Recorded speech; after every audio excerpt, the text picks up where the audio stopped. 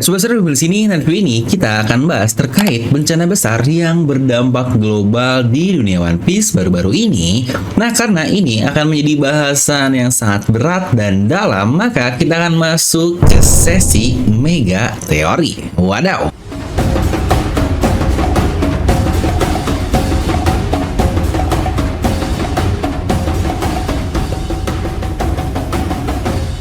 Di mana gempa besar yang terjadi hari ini berdampak sangat besar ke seluruh dunia dan hal itu belum pernah terekam dalam sejarah yang ada.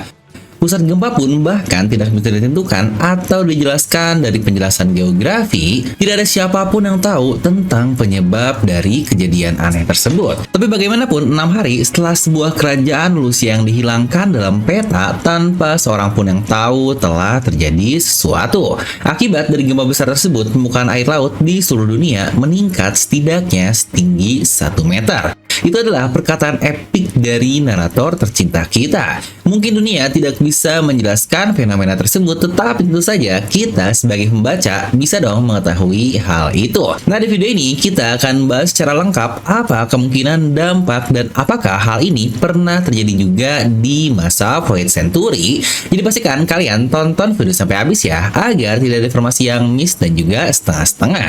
Karena One Piece itu tidak masuk akal, tapi akal bisa masuk. Nah, jadi siapkan kopi, jangan lupa dibesar, pasang headsetnya, ambil posisi PWN. Wadidaw. Ketika Imo melepaskan Mother Flame di atas kerajaan Lucia, pulau tersebut langsung hilang dalam satu serangan saja. Bukankah itu adalah sebuah serangan yang cukup dikenal dengan sebutan dari Ancient Weapon yang katanya dapat menghancurkan satu pulau hanya dalam satu tembakan saja? Sesuatu yang bahkan sang teoris profesional Aka Iva Chuan pun mengatakan hal yang sama dan mengingatkan kepada kita bahwa dia juga berasumsi jangan-jangan itu adalah kemampuan dari Ancient Weapon. Di mana dampak besar dari ledakan tersebut pun sangat masif sekali karena menciptakan gempa di seluruh dunia yang jika kalian perhatikan bahkan sudah dijelaskan oleh narator mulai dari lautan biru seperti East Blue, North Blue, dan yang lain-lain pun kena, yang bahkan Grand Line, New World, Impel Down yang luar biasa, Red Line pun dengan Mary Joyce di atasnya merasakan dampak dari gempa besar tersebut. Dan dampak luar biasanya yang sejujurnya ini gila banget sih, yaitu kenaikan permukaan air laut sampai 1 meter di beberapa lokasi yang wah gila sih, 1 meter ini definisi luar biasa. Bahkan kenaikan air laut yang ada isu jika Jakarta akan tenggelam pun tiap tahunnya mungkin hanya naik berapa mili sampai sentimeter saja, dan ini 1 meter dalam 1 hari. Yang kacau banget sih, selain dampak langsung yang kita lihat banyaknya pulau yang tenggelam adalah dimana pasang akan semakin tinggi dan daerah pesisir pantai pasti akan benar-benar berubah. Terutama semua pekerjaan yang menyangkut pencarian laut nelayan akan benar-benar berubah drastis di dunia ini yang bisa dibilang sebagai new normal lagi ketika terjadinya insiden besar. Yang sejujurnya itu adalah hal yang juga terjadi di dunia kita dan mungkin dikenal dengan sebutan global warming dalam beberapa abad ke depan atau bahkan mungkin beberapa dekade saja. Dimana lagi-lagi hal yang sangat sulit diterima adalah semua hal tadi di One Piece ini hanya terjadi dalam waktu 1 hari saja. Nah, tapi pasti jika dilihat dari logika sederhana akan ada hal yang aneh dari semua itu, yang bahkan itu ketika pulau hilang malah bikin air terjun yang logikanya bukannya harusnya air laut bakal surut nih karena terserap ke dalam lautan tersebut dan bukan malah naik seperti yang kita lihat. Nah, sebenarnya jawaban hal ini pula bisa dijelaskan oleh sains dan bahkan diberitahukan oleh Nat Geo. Dikatakan jika gempa besar dapat membuat kenaikan air laut semakin parah, jadi jika dampak tersebut cukup untuk membuat gempa besar di seluruh dunia, maka adanya plat tektonik dari serangan tersebut berdampak sangat luar biasa. Tapi biar nggak pusing lah kalau kita bahas dunia kita, tentu saja akan kita sambungkan dengan dunia One Piece yang hal ini pula sudah pernah kita ketahui mungkin berdampak selama 800 tahun atau bahkan berangsur-angsur, yang tidak lain dan tidak bukan pulau tersebut adalah Water 7. Jika kalian ingat-ingat sebelumnya, dikatakan Water 7 terus tenggelam setiap tahunnya dan bahkan beberapa waktu lamanya, entah mungkin beberapa abad, jika Pulau Water 7 ini terletak di atas daratan seperti pulau pada umumnya. Yang bukankah terdengar sangat aneh jika kita melihatnya sekarang, karena kita tahu pulau ini segalanya berada di atas laut tanpa adanya daratan sedikit pun. Tapi dikatakan juga jika pasang dari pulau ini pun terus meningkat setiap tahunnya, Makanya mereka harus terus membangun fondasi di atas bangunan sebelumnya sampai saat ini. Dimana mungkin untuk kenaikan tiap tahunnya sangat masuk akal ya, karena di dunia kita pun mengalami hal tersebut. Tetapi sampai sebesar itu yang bahkan satu pulau hilang dan membangunnya di atas bangunan lainnya, kira-kira apa sih yang terjadi di masa lalu dan menyebabkan hal itu terjadi? Yang berarti beberapa abad lalu mungkin di era 5th century sebuah kejadian serupa terjadi di dekat Water Seven. Kejadian yang meninggalkan lubang besar di tengah lautan yang tentu saja kalian pasti sudah bisa menebak pulau itu yang tidak lain dan tidak bukan adalah Enies Lobby. Eksistensi dari Enies Lobby pun belum pernah dijelaskan secara lengkap sampai sekarang. Lubang besar di tengah samudra di mana tercipta air terjun tanpa batas, dan yang lebih menarik lagi yang banyak orang tidak sadari adalah adanya matahari yang tidak pernah padam di pulau tersebut. Makanya disebut pulau tanpa malam atau siang terus. Di mana persamaan dari lubang yang kita lihat di chapter 1089 kemarin pun bukankah akan menjadi hal serupa yang bahkan dikatakan cukup mirip lah dari terminologi Jepang. Bisa kita sebut kedua hal ini terjadi oleh satu kekuatan yang dinamakan sebagai The Mother Flame, di mana kemungkinan besar selama 5th century sesuatu telah terjadi di Enies Lobby, dan Imo dia harus memerintahkan pemusnahan massal yang mungkin the Great Cleansing di masa lalu, yang akhirnya menggunakan Mother Flame original pada saat tersebut, yang tentu saja sebelum Vegapunk membuat tujuannya di masa sekarang. Karena kekuatan yang sama, tentu saja dampaknya pun akan serupa, yaitu gempa besar dan terjadinya permukaan air laut di seluruh dunia. Buat yang bilang, kan belum pernah terekam dalam sejarah Bang, seperti kata-kata narator. Ya betul, perhatikan kata-katanya dengan lebih teliti. Recorded in history. Nah gimana nih kalau history tersebut akhirnya diubah seperti semua sejarah tentang 5th century yang hilang seperti yang kita tahu? Pasti data gempa itu pun akan hilang di telan bumi. Nah, walau dampak tersebut tentu saja mungkin akan sementara, di mana gempa hanya terjadi satu kali, kenaikan pun instan, yang berarti pastinya bisa dibilang pulau-pulau yang berada di dekat dampak itu saja akan memiliki dampak yang lebih parah. Yang dimana pulau itu tidak lain dan tidak bukan adalah Water Seven ini sendiri, yang dampaknya pun tidak hanya satu kali, tetapi dia rasakan terus-menerus tiap tahun sedikit demi sedikit sampai saat ini.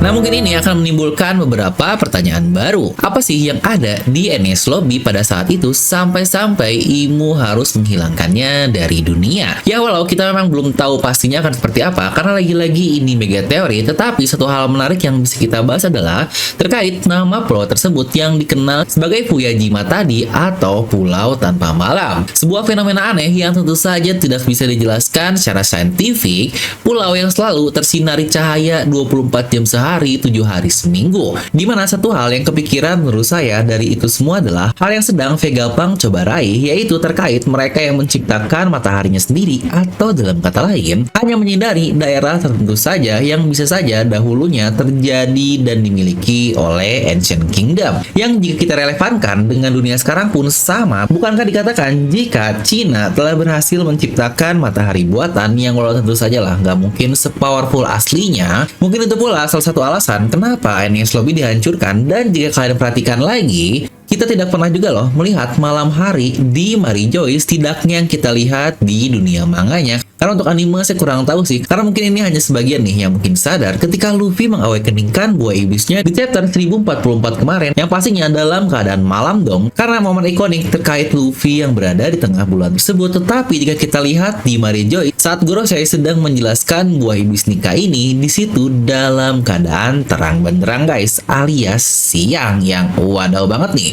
Mungkin bakal ada yang bilang, lah bang wajar dong, kayak di dunia kita aja kan, dimana ada yang waktunya malam dan ada yang masih siang, yang sebenarnya benar sih. Tapi sadar atau tidak, di dunia One Piece itu masalah waktu berjalan secara linear, alias jika satu daerah malam, maka daerah lain pun akan selalu terlihat malam juga, dan juga sebaliknya. Dimana ini pun terlihat dari chapter 1089 saat Oda melihatkan semua lokasi di satuan waktu yang sama, semuanya dalam keadaan siang terang, yang mungkin sisanya hanya tertutup embun lah, tetapi tidak ada bulan yang menandakan malam. Maka terangnya Mary Joyce di saat yang lain gelap pun, bukankah itu sangat mencurigakan? Matahari yang tidak pernah padam di daratan sang dewa Dan apakah itu adalah tempat yang berlokasi di puncak Red Line sebelum Mary Joyce yang kalian pasti sudah tahu jawabannya. Tentu saja dia adalah God Country, tempat kediaman dari Lunarian, sebuah ras yang dapat menciptakan apinya sendiri. Atau dalam kata lain, sumber daya yang tidak terbatas hanya dari tubuhnya sajalah yang wajar disebut sebagai dewa. Nah, yang bukankah di era baru-baru ini pula kita mengetahui jika Vegapunk sudah mempelajari itu semua seperti dia mempelajari bagaimana laser diciptakan dari Kizaru.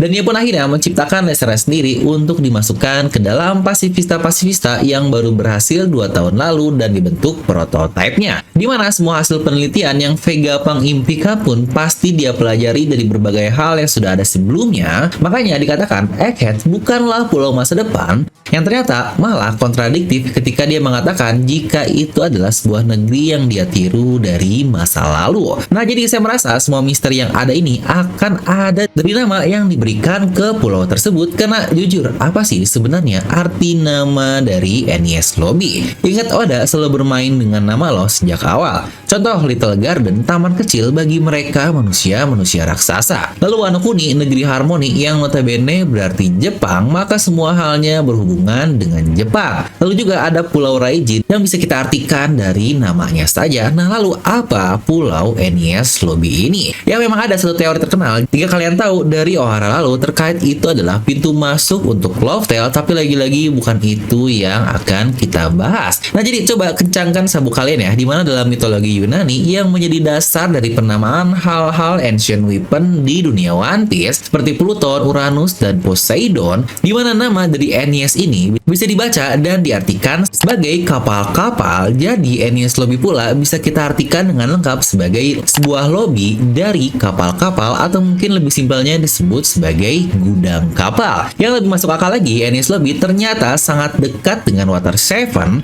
yang sekarang juga dijuluki tempat berisinya tukang kayu terbaik di seluruh dunia. Yang jika kita tarik lebih jauh lagi, bukankah fakta bahwa terdapat satu kapal perang mahadasyat yang diciptakan di Water Seven yang dapat menghancurkan satu pulau dengan sekali serang, dan tidak lain atau tidak bukan dia adalah ancient weapon yang bernama Pluton. Boom. Dimana Pluton adalah sebuah kapal perang yang Tom katakan pernah diciptakan dahulu kala, dan blueprintnya dititipkan kepadanya, lalu kepada Iceberg, dan terakhir kepada Frankie, hingga akhirnya dia bakar sendiri.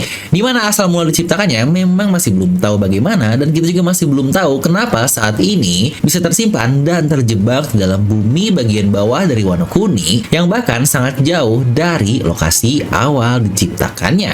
Nah, jika NES Lobby adalah sebuah pulau yang memiliki matahari tidak terbatas karena bersinar secara terus-menerus, yang berarti sumber dayanya pula tidak terbatas, dan kemungkinan besar negeri ini menciptakan senjata pemusnah massal yang dikenal sebagai ancient weapon Pluton di masa lalu. Bukankah jauh lebih dari masuk akal jika akhirnya mereka dimusnahkan oleh kediktatoran dunia atau IMU ini sendiri? Serta mungkin masih ada sedikit pertanyaan dari kalian nih, kapan sebenarnya lubang dari NES Lobby ini tercipta? Yang saya yakin pasti sangat jauh-jauh sekali, dan di asumsi pertama saya sejak Void Century, karena tentu saja kita tahu ada pulau lain yang dihilangkan dan dikatakan itu adalah God Valley. Walau kita belum tahu apakah hilang seperti Lulusia atau tidak, karena God Valley ini dikatakan hilang 38 tahun yang lalu, dan dikatakan Shanks adalah seorang anak dari God Valley yang ada di kotak harta karun yang ditemukan oleh Roger, dan terletaknya katanya di Pulau West Blue. Serta jangan lupa juga seorang Elbaf, Oimo, dan Karse dikatakan sudah bekerja di NES Lobby lebih dari 50 tahun yang lalu. Jadi saya berasumsi jika NES Lobby ini dalam bentukan seperti itu sudah sangat lama sekali.